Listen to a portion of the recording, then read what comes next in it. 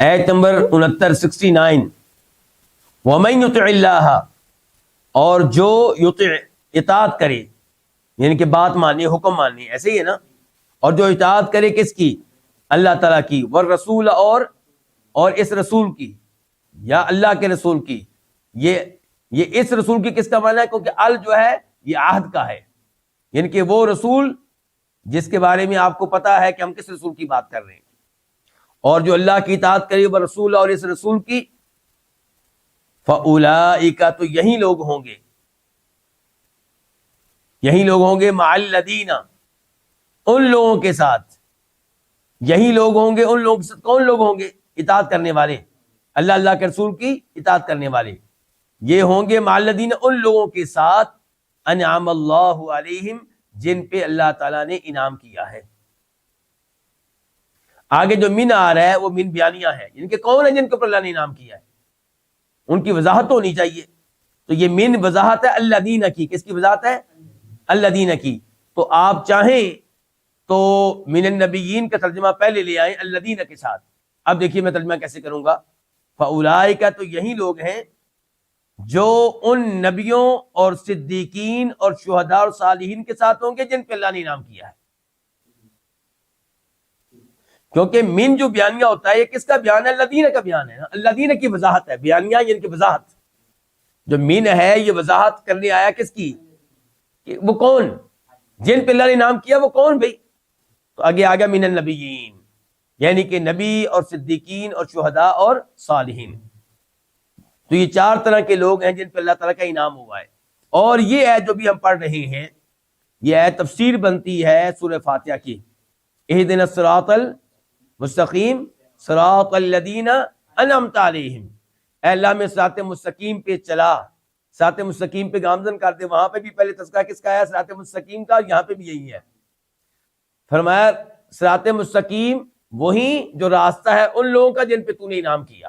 کون ہے جی؟ اے اللہ جن پہ تو نے انعام کیا. یہ اس کی وضاحت آ گئی. نبیین جمع ہے نبیون کی، اور صدیقین جمع کس کی؟ صدیق کی. صدیق کس کو کہتے ہیں؟ جو سچ کہنے والا ہو اور سچائی کی تصدیق کرنے والا ہو. کیا مطلب؟ حق کی تصدیق کرنے والا. ابو بکر صدیق رضی اللہ عنہ سچ کہنے والے تھے اور سچائی کی تصدیق بھی کرتے تھے، سچائی کو مانتے تھے. سچائی کون سی؟ کہ اللہ محمد واقعی اللہ کے رسول ہے علیہ الصلوۃ والسلام، اور واقعی ان کے اوپر وحی نازل ہوتی ہے، قرآن واقعی اللہ تعالیٰ کا کلام ہے. تو جو بات آپ نے کہہ دی اس کی تصدیق میں ابو بکر صدیق پیش ہوتے تھے. صدیق کا لقب انہیں کیسے مل گیا؟ اس کی ایک مثال آپ کے سامنے رکھتا ہوں کہ آپ جانتے ہیں کہ اسراء و معراج کا سفر بڑا عجیب و غریب سفر ہے، انوکھا سفر ہے. رات کے تھوڑے سے حصے میں آپ کا مکہ سے بیت المقدس جانا، ایک مہینے سے زیادہ مسافت کا جو سفر ہے وہ رات کے تھوڑے سے حصے میں کرنا، جانا بھی اور آنا بھی. پھر پہلا آسمان، دوسرا، ساتواں آسمان، فرشتوں سے ملاقات، نبیوں سے ملاقات، اور انبیاء کرام علیہ السلام کی بیت المقدس میں امامت کرنا. یہ ساری باتیں آپ نے آ کر جب بتائیں تو مشرکین مکہ خوب آپ کا مذاق اڑانے لگے، اور انہوں نے یہ خیال کیا کہ اب یہ معاملہ جو ہے نا واضح ہو جائے گا، اور اب اسلام ختم ہونے لگا ہے، اب لوگ اس بات کی ایمان نہیں لائیں گے. تو وہ ابو بکر صدیق کے پاس آئے رضی اللہ تعالیٰ عنہ، ان سے کہا کہ تمہارا وہ صاحب جس کا تم نے کلمہ پڑھا ہے بیعت کی، وہ تو یوں کہہ رہا ہے. تو فرمایا صدیق نے اگر انہوں نے یہ بات کہی ہے تو پھر میں اس کی تصدیق کرتا ہوں. اگر، یعنی کہ مجھے یہ نہیں پتا کہ آپ لوگ سچ کہہ رہے ہیں کہ نہیں کہہ رہے، آپ کے اوپر مجھے شک ہے، ان کے اوپر شک نہیں ہے. اگر انہوں نے واقعی بات کہی ہے تو میں ان کی تصدیق کرتا ہوں. میں تصدیق کیسے نہ کروں جبکہ میں اس کی بھی تصدیق کرتا ہوں کہ صبح و شام آپ پہ وحی نازل ہوتی ہے. تو اس بات کو ماننا کون سا مشکل ہے؟ اس کو کہتے ہیں صدیق. اور شاید آپ کو یہ بھی یاد ہوگا کہ نبی علیہ الصلوۃ والسلام نے ایک دفعہ درس دیا مسجد میں. درس میں آپ نے کہا کہ ایک آدمی اپنی گائے پہ بیٹھ کے جا رہا تھا اور اس نے اس کی پٹائی کی کیونکہ وہ تیز نہیں چل رہی تھی.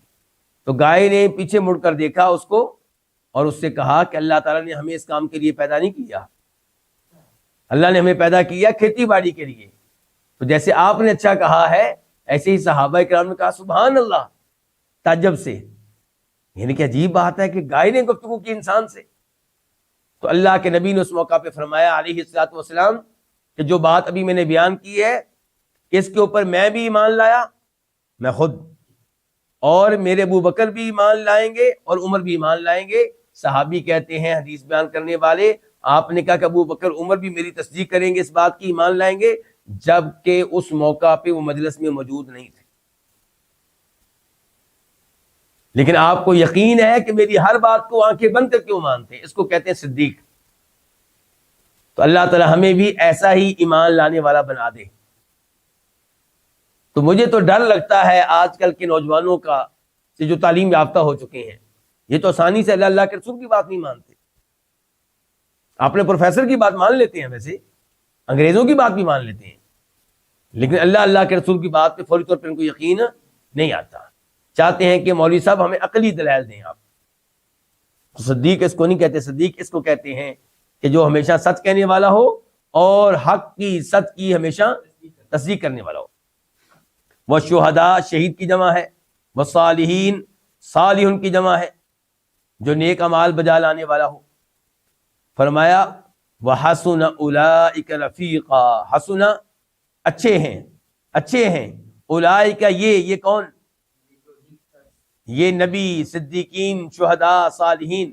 فرمایا یہ اچھے ہیں رفیقاً، ساتھی ہونے کے اعتبار سے، ساتھی ہوں تو ایسے ہوں، ساتھی ہونے کے اعتبار سے یہ اچھے ہیں، کیونکہ جن کو روز قیامت جنت میں ساتھ مل گیا، ان کا اس کو اور کیا چاہیے؟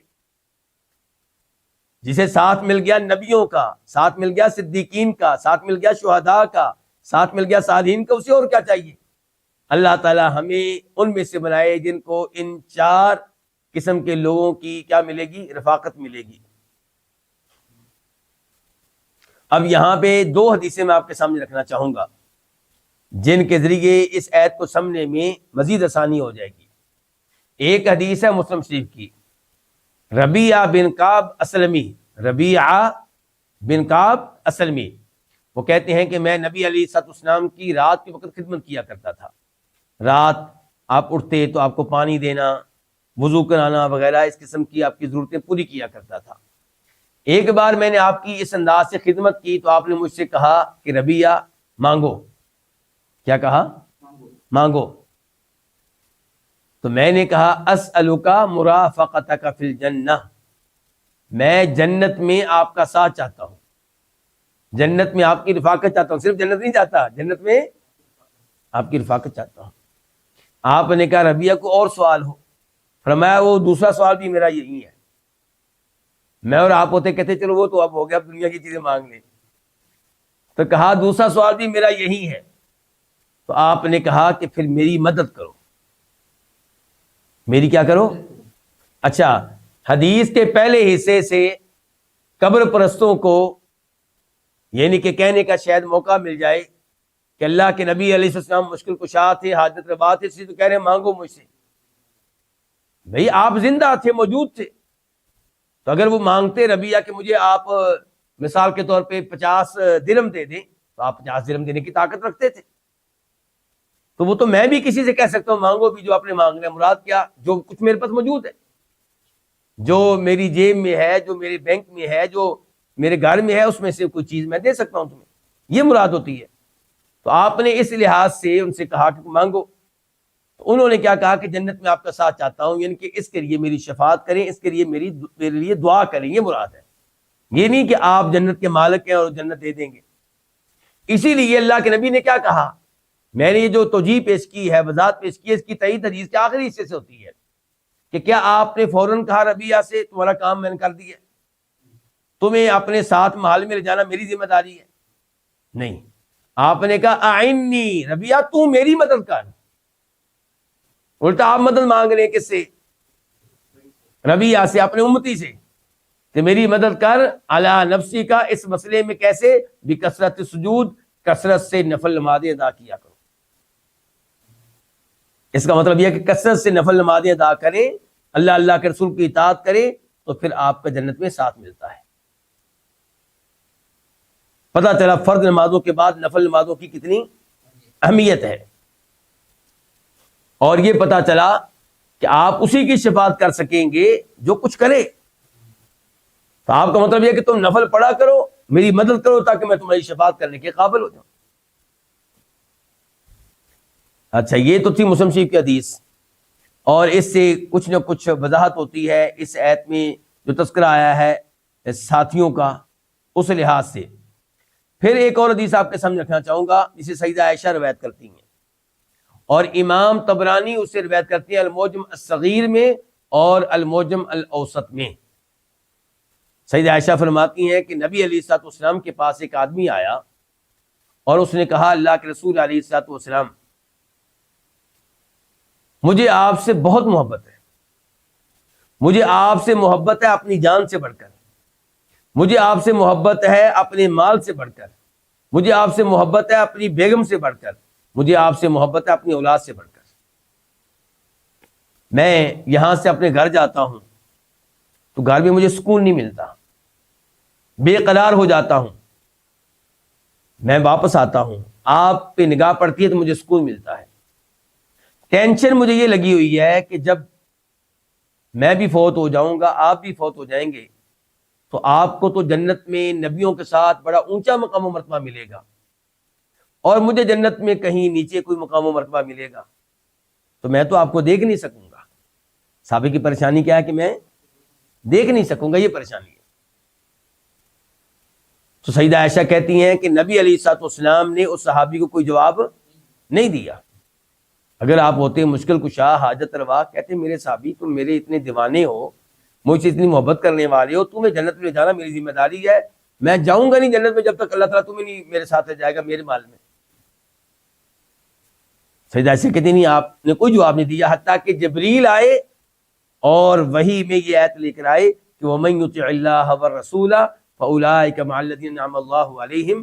گویا کہ اس صحابی کو پیغام دے دیا گیا، اور قیامت تک آنے والے سب لوگوں کو پیغام دے دیا گیا کہ اگر جنت میں نبیوں کا ساتھ چاہتے ہو، نبی علیہ السلام کی رفاقت چاہتے ہو، تو پھر اللہ کے رسول کی اطاعت کرو، ان کی ہر بات مانو، ہر بات کو تسلیم کرو، فرائض و واجبات پہ عمل کرو، کبیرہ گناہوں سے دور رہو. تو امید ہے کہ اللہ تعالیٰ تمہاری اس خواہش کو پورا کرے گا.